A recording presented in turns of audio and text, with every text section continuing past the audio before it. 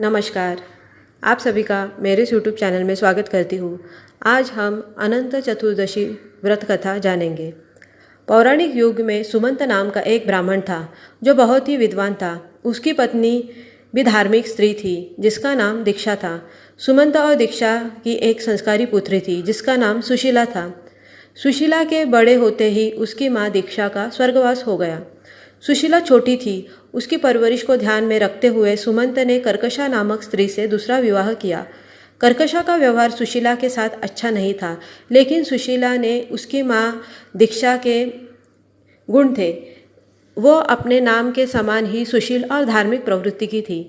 कुछ समय बाद जब सुशीला विवाह योग्य हुई तो उसका विवाह कौंडिन्य ऋषि के साथ किया गया। कौंडिन्य ऋषि और सुशीला अपने माता पिता के साथ उसी आश्रम में रहने लगी। माता कर्कशा का स्वभाव अच्छा न होने के कारण सुशीला और उनके पति कौंडिन्य को आश्रम छोड़कर जाना पड़ा।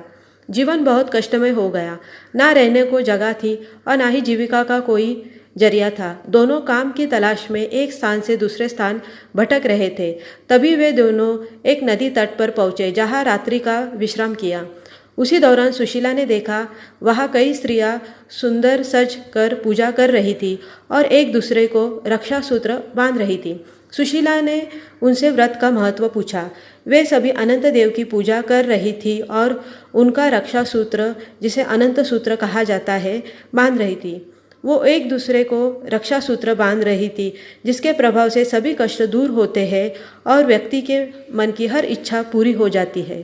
सुशीला ने व्रत का पूरा विधान सुनकर उसका पालन किया और विधि विधान से पूजन कर अपने हाथ में अनंत सूत्र धारण किया और अनंत देव से अपने पति के सभी कष्ट दूर करने की प्रार्थना की। समय बीतने लगा। ऋषि कौंडिन्य और सुशीला का जीवन सुधरने लगा। अनंत देव की कृपा से धन धान्य की कोई कमी न रही। अगले वर्ष फिर से अनंत चतुर्दशी का दिन आया। सुशीला ने भगवान को धन्यवाद देने हेतु फिर से पूजा की और सूत्र धारण किया। नदी तट से वापस आई। ऋषि कौंडिन्य ने हाथ में बने सूत्र के बारे में पूछा। तब सुशीला ने पूरी बात बताई और कहा कि यह सभी सुख भगवान अनंत के कारण मिले हैं। यह सुनकर ऋषि को क्रोध आया। उन्हें लगा कि उनकी मेहनत के श्रेय भगवान को दिया जा रहा है और उन्होंने धागे को तोड़ दिया।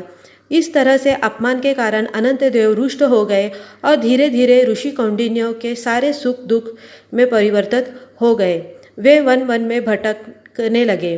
तब उन्हें एक प्रतापी ऋषि मिले जिसने बताया कि यह सब अनंत देव के अपमान करने के कारण हुआ है।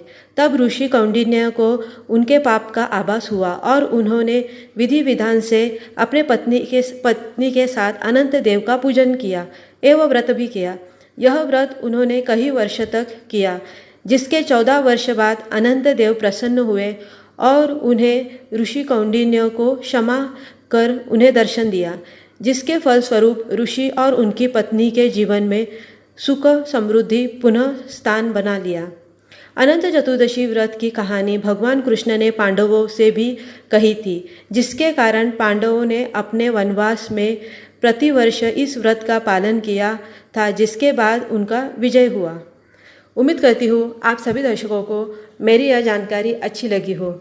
यदि आपको मेरी यह जानकारी अच्छी लगी हो तो वीडियो को लाइक कीजिए, शेयर कीजिए, चैनल को सब्सक्राइब कीजिए। धन्यवाद। जय श्री राम।